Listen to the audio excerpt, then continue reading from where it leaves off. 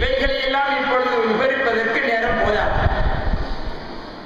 அதே நேரத்தில் அல்லாஹ் சுப்ஹானஹு வ தஆலா குர்ஆனில இன்னமா யஹ்ஷல்லாஹ மின் இபாதிஹில் உலமா,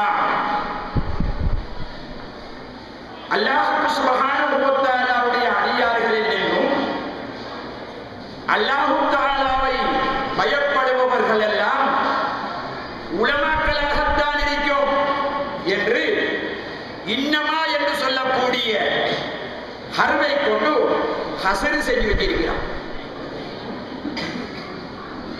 அப்படி என்றால் அல்லாஹு தஆலாவுடைய அடியார்களில் அல்லாஹு தஆலாவை அஞ்சி நடக்கக்கூடியவர்கள் எல்லாம் உலமாக்கள் தான் என்று வந்துட்டா இது எந்த உலமாக்கள்? இன்னைக்கு தான் உலமாக்கள் எக்கச்சக்கமா மலிஞ்சு போயிருக்கிறார்கள். குர்ஆன மனநெஞ்ச ஹாமில்கள் மலிஞ்சு போயிருக்கிறார்கள். இந்த பெண்கள்கிட்ட ஒரு தாழ்மையான வேண்டுகோள், இந்த சின்ன புலகளை போட்டுட்டு வந்திருப்பீங்க, அந்த புலகள் புலகளை தூக்கிட்டு வெளியில போயிருங்க. கடைசியில இங்க வந்தவங்களுக்கு எந்த பிரயோஜனமும் இல்லாம போயிரு. புள்ளைகளால தான் தயவு செஞ்சு வெளியில போயிரு. அப்ப அல்லாஹ் சுப்ஹானஹு வ தஆலா இந்த இடத்துல ஹஷியத்து உண்டாகக்கூடிய இல்மு என்கிறது ஞானத்துடைய பண்ணுதான். இந்த ஞானத்துடைய பண்ணு இந்த காலத்தில் மதரசாக்கள்ல இருந்து எடுபட்டு போச்சு. இந்த ஞானத்துடைய பண்ணி எடுபட்டு போன காரணத்தினால மதரசாக்கள்ல இருந்து வெளியேறக்கூடிய ஆளுங்களுடைய நிலை என்ன? உலக ஆசாபாசத்துக்கு கட்டுப்பட்டிருக்கிறது. உலகத்தில பணத்தை சம்பாதிக்கணும், பதவியை சம்பாதிக்கணும், மக்களிடத்தில் பெரியவனால் கருதப்படணும். இவைகள் எல்லாம் உலமாக்களுடைய உள்ளத்தில் வந்தாச்சு. காரூனை போல வாழணும், ஹாமான போல வாழணும், ஃபிரௌனை போல வாழணும், மாடி வீட்டில் வாழணும், சொகுசு வாகனங்கள்ல போகணும், சொகுசான சாப்பாடுகள் சாப்பிடணும். இதெல்லாம் வந்ததுக்கு காரணம் என்ன என்றால் ஞானத்துடைய பள்ளி இல்லாம போச்சு, தசவுக்கு இல்லாம போச்சு. இந்த தசவுக படிக்கிறது என்கிறதும் சூஃபியாக்கள் என்கிறதும் பித்அத்து, அது வழிகேடு என்று மக்கள் மத்தியில் போதிக்கப்பட்டுச்சு. தரீகாக்கள் தேவையில்லை, ஷேகுமார்கள் தேவையில்லை என்று மக்கள் மத்தியில் போதிக்கப்பட்டது. இதனால உலமாக்களுடைய நிலை அசிங்கமான இடத்துக்கு அவங்களை கொண்டு வந்து சேர்த்து இன்னைக்கு உலகத்தில் பார்க்கிறோம், இல்ல எங்கட நாட்டில் பார்க்கிறோம். இப்பேற்பட்ட உலமாக்களை பத்தி அல்லாஹ் தஆலா குர்ஆன்ல ஒரு பாரிய சம்பவத்தை வச்சு எச்சரிக்கை செஞ்சு கொண்டிருக்கிறான். இது ஒவ்வொரு உலமாக்களும் இந்த சம்பவத்தை அவங்க அலசி ஆராய்ச்சி செய்து எச்சரிக்கையா நடக்க வேண்டும் என்று குர்ஆனில் சொல்லி வச்சிருக்கிறார். யாரு? பெரியோர் ஒளியுள்ளா. இறுதி நிலை என்னாச்சு? காவிராஜ்யத்து போனாரு. அவர் யாரை போல? நாய போல. மதலுகு கமதலில் கல், அவருக்கு உதாரணம் நாய போல என்று அல்லாஹ் சுப்ஹானஹு வ தஆலா குர்ஆன்ல சொல்லி வச்சிருக்கிறார். பல்அமு பாவூரா பெரிய அறிவாளி, சாதாரண அறிவாளி அல்ல. அவருடைய வகுப்பு வரையில 12,000 மைக்குப்பிகள் இருக்கும். அப்படி என்றால் எத்தனை மாணவர்கள் அவருக்கு இருந்திருப்பாங்க என்கிறத கணக்கிட்டு பார்ப்போம். அவருக்கு ஓதக்கூடிய மாணவர்கள் வானத்தில் பறக்கக்கூடிய ஒளிமார்களாக இருந்தாங்க. கீழே இருந்த இருப்பிலேயே இருந்து அரசை பார்க்கக்கூடிய தரத்தில் இருந்தவர் தான் இந்த பல்அமு பாவூரா. இறுதியா ஒரு நிலை என்ன? அல்லாஹ் தஆலா நாய போல என்று குர்ஆனில் அவர் வர்ணித்தார்.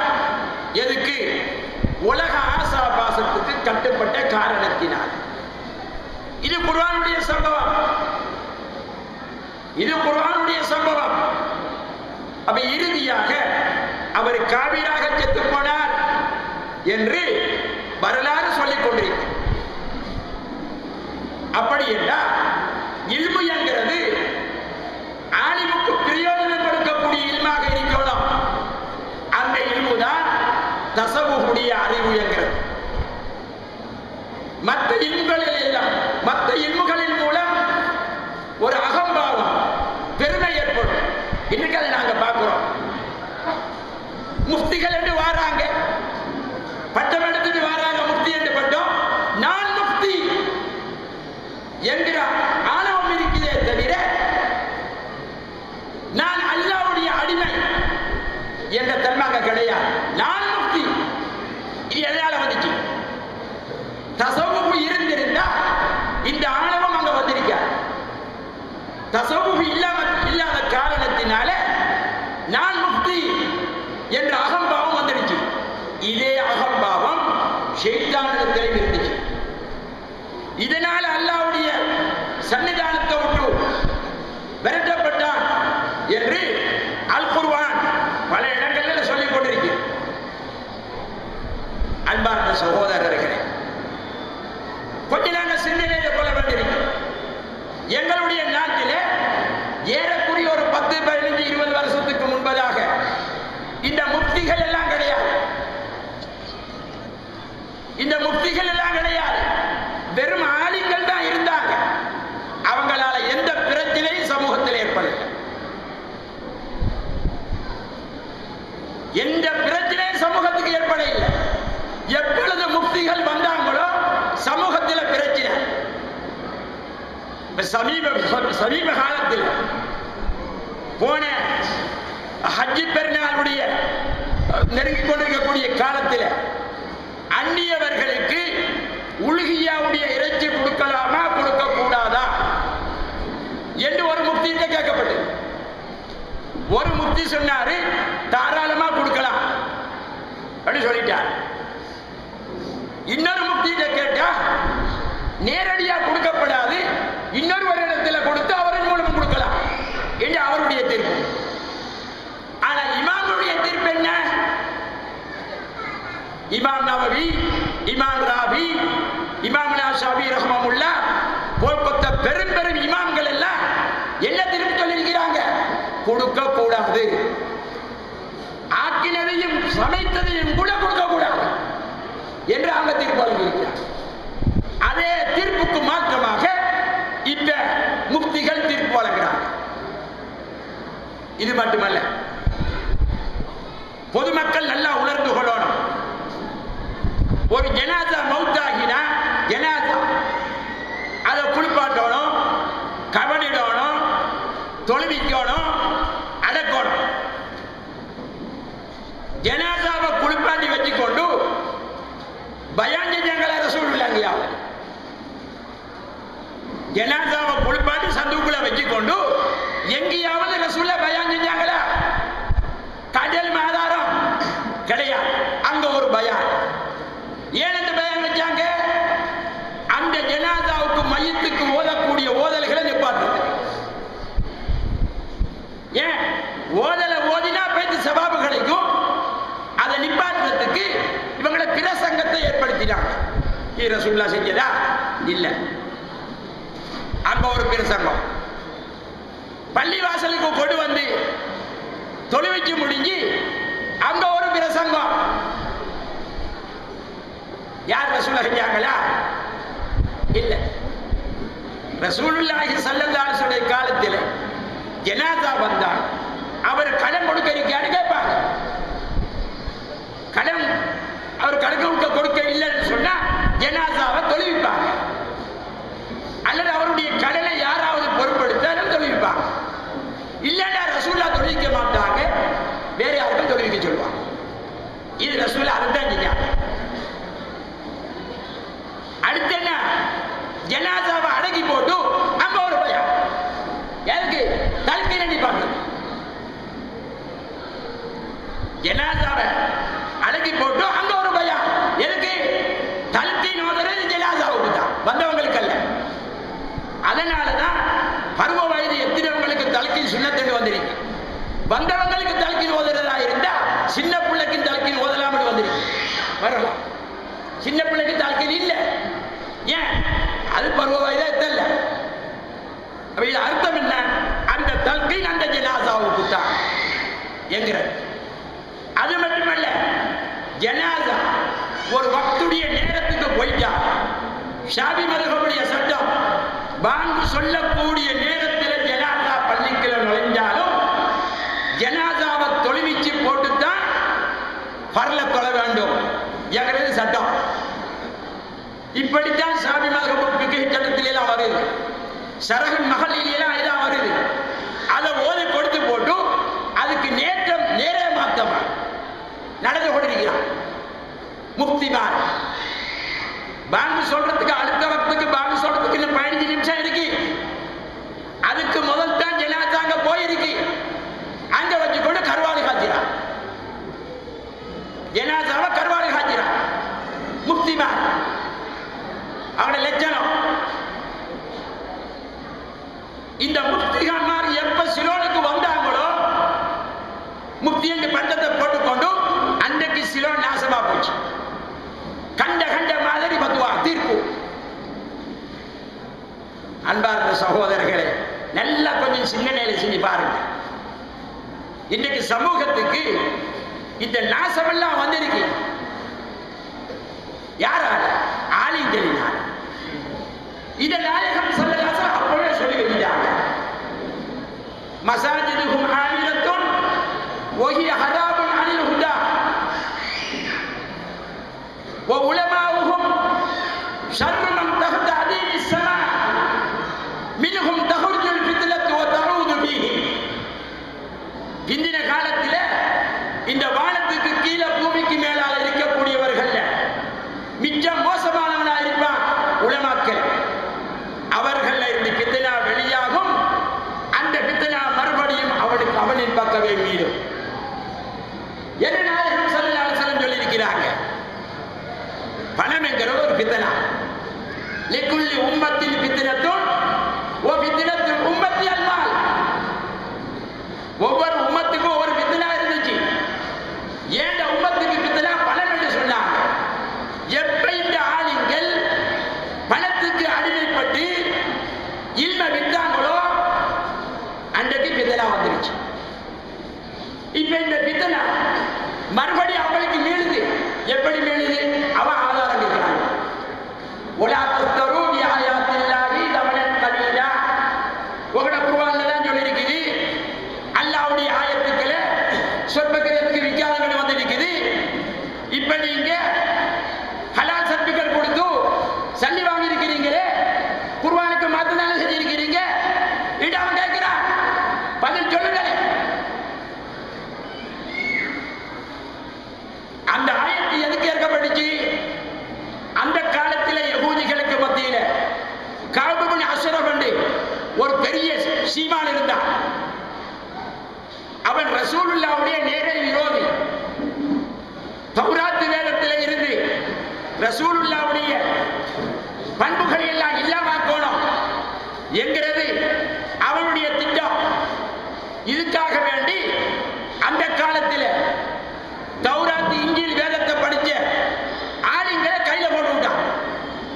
கையில போட்டுக்கொண்டு அவங்கள்ட்ட சொன்னா, நீங்க அந்த முஹம்மது என்கிறவருடைய அந்த வசுப்புகளை அந்த தௌராத் இன்ஜீல்ல இருந்து அகற்றி போட்டு வாங்கோ என்று சொன்னான்.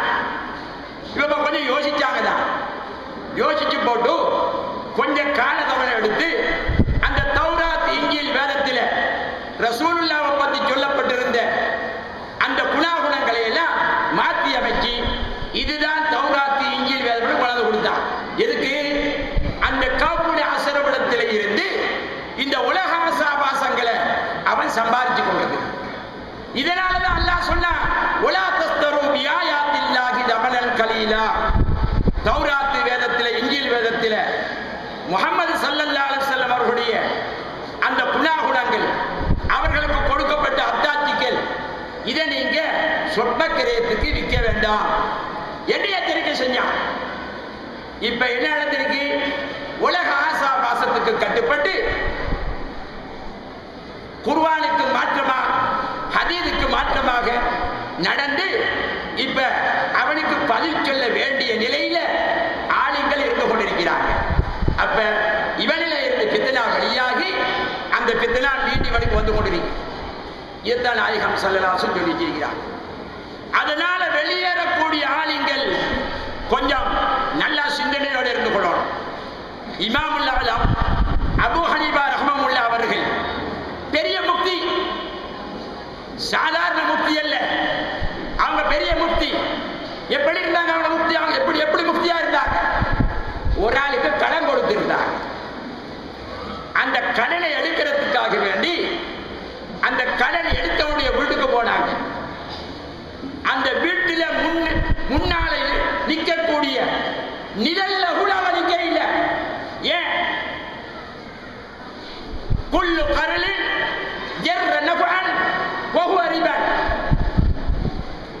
எப்படி கடனை கொடுத்து அந்த கடனாளிட்ட இருந்து ஏதாவது பிரயோஜனம் கொடுத்து கிடைச்சா அதுவும் வட்டி, அதுவும் வட்டி. அப்ப நான் கடனை வாங்க போயிருக்கிறேன், அவனை வீட்டு முன்னால நிற்கிற அந்த நிழல்ல நான் ராகத்தை பெற்றா அதுவும் வட்டியா போயிருமே என்று பயந்து அந்த நிழலில் அவங்க நிற்க முஃப்தி அந்த அளவுக்கு பேடிக்கையா இருந்தாங்க. ஒரு பிரியாணம் போய் கொண்டிருக்கிறாங்க. ஒரு இடத்துல குளிக்கணும், ஒரே ஒரு ஜுப்பா தான் இருந்துச்சு. இந்த ஜுப்பாவை கழுகணும். கழுகினா இந்த ஜுப்பாவை புல்லுல போடலாமான்னு பார்த்தாங்க. காயிரத்துக்கு புல்லுல போட்டா அந்த புல்ல மேயிற மிருகங்களுக்கு அது ஒரு தடையா போயிருமே என்று யோசிச்சாங்க. மறுவா பார்த்தாங்க, ஒரு வேலியில போட்டா அடுத்த வீட்டுக்காரல வேலி அல்லவா, அதுல ஏதோ கம்போடு அடிஞ்சு போனா அதுக்கு பதில் சொல்லணுமே, அதையும் போடல. இறுதியாக அந்த ஜுப்பாவை கழுகினாங்க. குளிஞ்சு இருந்து கொண்டு அந்த ஜுப்பாவை தன்னுடைய முதுகுல போட்டு காஞ்சத்துக்கு பின்னாலே அந்த ஜுப்பாவை கொடுத்து கொண்டு போனாங்க. முஃப்தி அந்த அளவுக்கு பேடிக்கையா இருந்தாங்க. இன்றைக்கு முஃப்தி முஃப்தி சொல்லிக்கொண்டு வாராங்க இல்லையா, என்ன பேடிக்கை இருக்கு, என்ன பேர்ல நடக்கிறாங்க. ஆனா நான் முஃப்தி என்று அவங்க அகங்காரம் பேச இல்லை. இமாமுனா ஷாஃபிஈ ரஹ்மத்துல்லாஹி அவர்களோ, அஹ்மத் இப்னு ஹம்பல் ரஹ்மத்துல்லாஹி அவர்களோ, மாலிக் இமாம் அவர்களோ, அபூ ஹனீஃபா ரஹ்மத்துல்லாஹி அவர்களோ நாங்க முஃப்தி என்று மார்புதட்டி பேசிக்கொள்ள இல்லை. காரணம் அவர்கள்ட்ட ஞானத்துடைய பட்டு இருந்தது. அதனால தாழ்மையாக நடந்து கொண்டாங்க, உயர்வை பெற்றாங்க. அவர்களுடைய வரலாறு இன்னமும் சொல்லப்பட்டு கொண்டிருக்கு. அதனால உங்களுக்கு சேகப்பட்டமும் நாங்க தரமாட்டோம். இந்த சேகப்பட்டம்ங்கிற அதுவும் பீஷா வந்து எனக்கு வந்துச்சு. இந்த தரீக்கத்துடைய சேகமார கொண்டன் பண்ணத்துக்கு வைக்கப்பட்ட பட்டம் தான் அந்த சேகப்பட்டம், ஆடிப்பையில் வைக்கப்பட்டோம். இது புதுசா வைக்கப்பட்ட பட்டம். இப்ப வரக்கூடிய அந்த ஜாமியா, இந்த ஜாமியா, அங்க இங்க எல்லாம் வராங்க இல்லையா, அவங்களுக்கு முன்னால அஷைஹ் ஒரு பட்டத்தை போட்டு கொடுறாங்க. இது புதுசா போடப்பட்ட பட்டம். இதுக்கு முதல்ல அந்த பட்டம் போடப்பட இல்லை. ஒன்று மௌலவி அல்லது ஆலிம் என்றுதான் இருந்துச்சு. இந்த அஷைஹ் பட்டம் எப்ப போட்டாங்க? இந்த தரீக்கத்துடைய ஷேகமாருடைய அந்த கௌரவத்தை இல்லாமல் ஆக்கிறதுக்கு இவங்கள உலமாக்களுக்கு இவங்க போட்டு கொண்ட பட்டம். அதனால உங்களுக்கு ஷேகப்பட்டமும் நாங்க தரமாட்டோம். நீங்க யாராவது ஷேகப்பட்டம் முன்னால போட்டுக்கொண்டா உங்களை நாங்க எச்சரிக்கை செய்வோம். உங்களுக்கு வெறும் மௌலவி பட்டம் மட்டும்தான், அதை யோசிக்கணும். அடுத்தது உங்களுக்கு கொள்கையை சொல்லி தந்திருக்கிறோம். தப்லீக் என்றா யாரு, தலைவர்கள்டா யாரு, இலியாஸ் என்றா யாரு, ரஷீத் அகமது கம்போகி என்றா யாரு, அஷரப் அலி தானிம் என்றா யாரு சொல்லி தந்திருக்கிறோம். கொள்கையில சொல்லி தந்திருக்கிறோம். கொள்கையெல்லாம் சொல்லி தந்திருக்கிறோம். ஜமாத் இஸ்லாத்தை பத்தி சொல்லி தந்திருக்கிறோம். ஹவாரிஜாக்களை பத்தி சொல்லி தந்திருக்கிறோம். தௌஹீத் ஜமாத்தை பத்தி சொல்லி தந்திருக்கிறோம். இதெல்லாம் சொல்லி தந்திருக்கிறோம். இந்த கொள்கைக்கு நீங்க மாற்றமாக நடந்து கொண்டா நீங்க எங்களுக்கு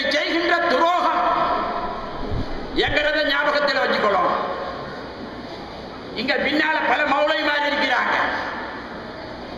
1 கோடி ரூபாய் கிடைச்சாலும் கொள்கையை விட்டு கொடுக்க மாட்டாங்க. இருக்கிறாங்க பழைய மாணவர்கள். 1 கோடி ரூபாய் கிடைச்சாலும் கொள்கையை விட்டு கொடுக்க மாட்டாங்க. தொழில் இல்லாம போயிடட்டும், அதை பத்தி பிரச்சனை கிடையாது. இன்னைக்கு என்ன, ஒரு சீமானுக்கு கட்டுப்பட்டு அவர் என்ன சொல்றாரோ அதை கேட்டு நடக்க வேண்டியதுதான். அந்த அளவுக்கு சீமான்களுக்கு அடிபணி. இவனெல்லாம் கல்லன். அல் உலமாவு உமனாவு ருசுல் மாலம் யுகாலித்து சுல்தான். நாயகம் ஸல்லல்லாஹு அலைஹி வஸல்லம் சொன்னார், அரசர்களோட, பணக்காரர்களோட, பட்டம் பதவி உடையவர்களோட உலமாக்கள் சேராதிருக்கும் காலமெல்லாம் அவங்க நபிமார்களுடைய நம்பிக்கையாளர்களாக இருப்பாங்க. எப்ப சீமானுக்கு கட்டுப்பட்டானோ, அரசியல்வாதிக்கு கட்டுப்பட்டானோ, இவன் இப்போ கல்லனா போயிருவான், மோசக்காரனா போயிருவான் என்று நாயகம் ஸல்லல்லாஹு அலைஹி வஸல்லம் சொல்லி வச்சிருக்கிறார். இன்னொரு ஹதீஸில் இப்பேற்பட்ட உலமாக்கள் கல்லன் திருடர்கள் என்று சொல்லி வச்சிருக்கிறார். அதனால கொஞ்சம் எச்சரிக்கையா இருந்து கொள்ளணும். அல்லாஹு தஆலா வமா மின் தாபத்தின் ஃபில் அர்லி இல்லா அலல்லாஹி ரிஸ்குஹா, உலகத்துல இருக்கக்கூடிய எல்லாருக்கும் அவன் ரிஸ்க பொறுப்படுத்திருக்கிறேன்னு சொல்லியிருக்கிறான். அவன் பொறுப்படுத்திருக்கக்கூடிய ரிஸ்க அவன் தந்துதான் ஆகுவான். அந்த நம்பிக்கை ஆலிம் ஷமாருக்கு இருக்கணும். அந்த நம்பிக்கை ஆலிம் ஷமாருக்கு இருக்கணும். அந்த நம்பிக்கை தான் இப்ப ஆலிம் ஷமார்ட்ட இல்லையே. அந்த நம்பிக்கை இருந்திருந்தா அவன் கொள்கையை விட்டு கொடுக்க மாட்டான். அஹ்மது பின் முஹம்மது பின் ஹம்பல் ரஹ்மத்துல்லாஹி அலைஹி அவங்களோட வாழ்க்கை வரலாறு உங்களுக்கு சொல்லப்பட்டிருக்கு. கொள்கைக்காக போராட்டம் நடத்தினவர்கள். குர்ஆன் படைக்கப்பட்டது என்று வாதிட்ட பொழுது குர்ஆன் படைக்கப்படவில்லை, அது அல்லாஹ் தஆலாவுடைய கலாம் என்று மறுப்பு சொன்னார்கள். அதே கொள்கையில இருந்தார்கள். சிறையில் வைக்கப்பட்டது, கசையடி கொடுக்கப்பட்டது, சிறையில் வபாத்தானாங்க. அவங்களோட வரலாறு இன்னும் சொல்லப்பட்டு காரணம் அவர்களுடைய தியாகம். அவர்களுடைய தியாகம். இமாமுனா மாலிக் ரஹ்மத்துல்லாஹி அவர்கள் மதீனா நகரத்தில் இருந்து கொண்டிருக்கக்கூடிய காலகட்டத்தில் ஹாரூன் ரஷீத் மன்னர் இமாமுனா மாலிக் ரஹ்மத்துல்லாஹி அவர்களுக்கு வசிக்கிறதுக்கு சரியான வீடு கிடையாது. ஒரு குடிசையில தான் வாழ்ந்து கொண்டிருந்தாங்க. இவங்களை வலையில போடுறதுக்கு ஒரு பணப்பையை கொடுத்து அனுப்பினா. முதலாம் பணப்பை கொண்டு போய் கொடுக்கப்பட்டது. மாலிக் ரஹ்மத்துல்லாஹி அவர்கள் சுபஹ் தொழுது விட்டு அவுராதில் இருந்து கொண்டிருக்கிறார். ஹாரூன் ரஷீத் மன்னருடைய அந்த அனுப்பப்பட்ட அந்த பணப்பையை கொண்டு போனார். அதை திரும்பி கூட பார்க்க இல்லை. ஒரு இடத்தை காட்டினாங்க. அந்த இடத்தில் அந்த பணப்பையை போட்டு வைக்குமாறு சொன்னாங்க. அவங்களுக்கு தெரியும் எப்பயாவது ஒரு நாளையில இந்த ஹாரூன் ரஷீத் மன்னர் தனக்கு தந்த பணத்துக்காக வேண்டி மதீனாவில் இருந்து என்ன வெளியேற செல்வார் என்று தெரியும். அதனால அந்த பணத்தை அவங்க கை வைக்க கூட இல்லை. அப்படியே அந்த பணம் இருந்தது. கொஞ்ச நாள் போனதுக்கு பின்னால் மாலிக் ரஹ்மத்துல்லாஹி அவங்கள்ட்ட வந்து உங்களோட மோத்தாவை மக்கள் மத்தியில் பரப்ப வேண்டி இருக்குது, மதீனாவில் இருந்து வெளியேறும்போ என்று சொன்ன பொழுது சொன்னாங்க, எனக்கு தந்த பணத்துக்காக வேண்டியா இந்த மதீனா நகரத்தை விட்டு என்னை வெளியேற சொல்கிறாய்? நான் வெளியில வரமாட்டேன். என்னுடைய முகத்தை உலகமெல்லாம் பரவியாச்சு. நான் வெளியில போக வேண்டிய அவசியம் இல்லை என்று சொல்லிட்டாங்க. சொல்லிப்படி சொன்னாங்க, நீ அனுப்பின பணம் இந்த இடத்தில் இருக்கு, எடுத்து கொடுக்கணும்னு சொன்னாங்க. பணத்துக்கு கட்டுப்படையில் இந்த முன்மாதிரிகள் எல்லாம் ஆலிம்கள் படித்துக் கொண்டு அதுக்கு நேரே மாற்றமா நடந்தா நாளம் மறுமையில பதில் சொல்ல வேண்டிய நிலை ஏற்படும். இன்றைக்கு சீமான் ஒரு மைலோட தருவான். கொஞ்ச நாள் போனதுக்கு பின்னால ஏதாவது ஒரு தவறு நடந்துட்டா ஆணி சாஹிப்புக்கு போய் பேசிக்கொள்ளலாம், வேலைக்கு போயிடுவார். ஏன் அவர் தான் மைல் நோட்டு வாங்கிட்டாரு இல்லையா? இப்படி பழைய ஆளுங்கள் சொன்னது உண்டு. தப்லீக் ஜமாத் அதனுடைய குறைகளை எல்லாம் இப்படி இப்படி இப்படி எல்லாம் சொல்லிக் கொண்டு போன நேரத்தில் ஒரு பழைய ஆலிம் என்ன செய்கிறது, பேசிக்கிறதுக்கு வழி இல்லையே, இன்ன அவர் வாயால் சொல்றார். அவர் இப்போ இல்ல வஃபாத்தா போனாரு. அந்த கருத்து சொல்றார். என்ன சொல்றது? பதில் சொல்ல முடியாது, மருந்து பேச முடியாது. காரணம் அவன் வீட்டுல போய் நான் கை நழுச்சிட்டேன், இந்த நிலை ஏற்படும். அதனால கவனமா இருக்கணும். சாப்பாடு தருவாங்க, சல்லியும் தருவாங்க, பென்ஸ் கார்ல ஏத்திட்டு போவாங்க. கொஞ்ச நாள் போனதுக்கு பின்னால ஆன் சாஹிபு வாங்கல, ஒரு நாளைக்கு இந்த தைரியமா கொஞ்சம் வாசிங்களேன்னுவாங்க. என்ன பண்ணுவீங்க? ஜமாத்துல வருவாங்க வீட்டுக்கு. ஆன் சாஹிபு வந்திருக்கிறாரு, 2 பிஸ்கட் பண்ணி வாங்கி வாழைப்பழம் கொண்டாந்து கொடுத்துட்டு உலமாக்களை கௌரவப்படுத்த சொல்லிருக்குது. இன்னும் கௌரவப்படுத்திட்டு போவாங்க. அடுத்த முறை வருவாங்க. ஆன் சாஹிபு கொஞ்சம் மக்களுக்கு ஏதாவது சொல்லுங்க, அந்த மகாலா வழி அப்படி எங்களை வந்து கூப்பிட்டு இருக்கிறான். ஒரு கூட்டம் வந்தா மக்களுக்கு நாங்க ஜமாத்துல வந்திருக்கிறோம், மஹல்லா வேலை நாள், இன்றைக்கு இந்த தொலைவாரவங்களுக்கு உணவை பத்தி தெரியா, தொழுகையை பத்தி தெரியா, மற்ற விஷயங்களை பத்தி தெரியா, நீங்க கொஞ்சம் வந்து சொல்லிக் கொடுங்களேன்னு கூப்பிட்டாங்க. நான் யோசிச்சு பார்த்தேன், இன்னைக்கு என்ன நாள்? சுப்பாக்கிழமை. ஆஹா, உங்களோட மஹல்லா வேலை நாள் இல்லையா? இன்றைக்கு வர மாட்டோம், நாளைக்கு வர. இன்றைக்கு வந்தா தப்லீக்ல போன மொத்தம் சொல்லிடுவான், நீயும் போய் சொல்லுவா இன்னார் எங்களோட வந்து சேர்ந்துட்டாங்க. ஆனா இன்றைக்கு வர மாட்டேன், சொல்லிக் கொடுக்கலுமா, நாளைக்கு வா. இப்ப சமீப காலத்தில் இந்த மதரசாக்களை ஓத அனுப்புறாங்களோ ஓமுடி அனுப்புறாங்களோ தெரியாது. உமா வாப்பா 30-40 இந்த ஓதுற மதரசா மாணவர்கள் அடிப்பை தூக்கி தலையில வச்சு கொண்டு பொட்டி படுக்கையெல்லாம் தூக்கி கொண்டு ரோட்ல சுத்துறான். எல்லாம் பைசல் ஜமாத்தா, கால்நடை ஜமாத்தா. கால்நடையா? ஆடு மாடு ஒட்டகம் இதான கால்நடை? ஆடு மாடு ஒட்டகம் இதான கால்நடை? பள்ளிக்கு வந்திருக்கேன், ஜமாத்துல வந்திருக்கிறேன். நான் போய் பண்ணிருக்கிறேன். 2 பேர் வந்தான் வந்து அஸ்ஸலாமு அலைக்கும். வலைக்கும் அஸ்ஸலாம். என்ன இல்ல, நீங்க கொஞ்சம் எங்கட மதரசா மாணவர் ஒரு 30 பேர் கிட்ட வந்திருக்கிறோம். எல்லா மதரசாவில் ஓதுற பிள்ளைகள், 2 பேர் தான் அவாம்கள் பொதுமக்கள். அதனால நீங்க ஒரு மதரசாவில் உஸ்தாது இல்லையா, எங்களுக்கு ஏதாவது வந்து பள்ளியில சொன்னா நல்லது இல்லையா? எல்லா பிள்ளைகளும் உங்களை எதிர்பார்த்து கொண்டிருக்கிறாங்க. அப்படியா? யோசிச்சு போட இவனுக்கு ஏசுறதா அல்லது விரட்டுறதா, இவனை எச்சரிக்கை செய்யறதா என்று எனக்கு புலப்படும். அவன் விவரம் தெரியாம வந்திருக்கிறான். அவனுக்கு என்ன தெரியும்? விவரம் தெரியாம வந்திருக்கா சில பிள்ளைகள்.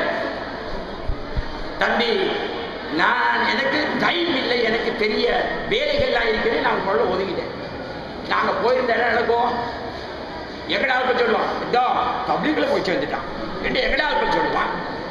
அவன் அடுத்த ஜுமைராத்துல எல்லா பள்ளிவாசல்லையும் ஜுமைராத்துல ஓ எங்களை எதிர்த்தவர் எங்களோட சேர்ந்துட்டான் என்ன வச்சு 10 பேர் கொடுப்போம். இது தேவையான, இது சமீபத்தில் நடந்தது, இது தேவைதானது. இப்படி ஓதுறாங்க, தமிழ் புத்தகத்தை படிக்கிறாங்க, தமிழ் புத்தகத்தை படிச்சு போட்டு பொதுவா ஓதுறான். என்ன தமிழ் புத்தகத்தில் ஒரு ஒரு ஒரு பள்ளி வாசல்ல புதுசா இஸ்லாத்துக்கு வந்த ஒரு அப்பா இருந்தாரு, மோதினா. ஒரு அப்பா மோதினா இருக்கிறார். அப்ப நான் பள்ளிக்கு போன நேரத்தில், ஓ இன்னைக்கு ஒரு ஆன் சாஹிபு கொத்துபா தெரியுமா உங்களுக்கு? யார் ஆன் சாஹிபு? என்ன அப்படியா? என்ன கொத்துபாவினாரு? அந்த கொத்துபா நானும் ஓதுவேன். என்ன ஓதினாரு? இந்த தொழுகையின் சிறப்பு இருக்கிறியா, அதில் இருக்கக்கூடிய ஹதீதுகளை வாசிச்சாரு. இந்த கொத்துபா நானும் ஓதுவேன். ஆன் சாஹிப்,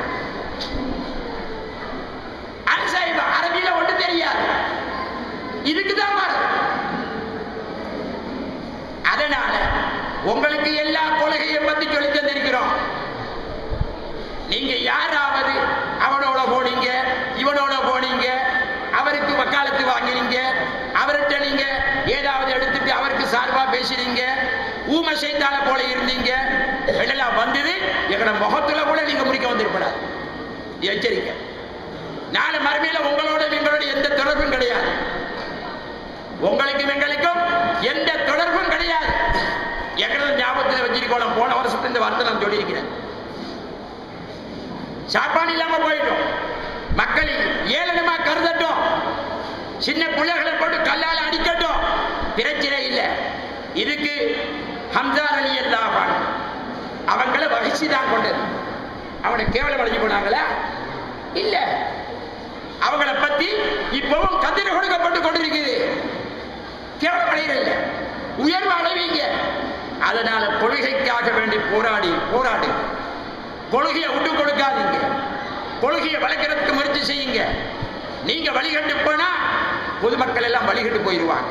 அதுதான் இப்ப சமூகத்தில் நடந்திருக்கு. அதனால நீண்ட நேரம் பேசுறதுக்கு இடம் கிடையாது.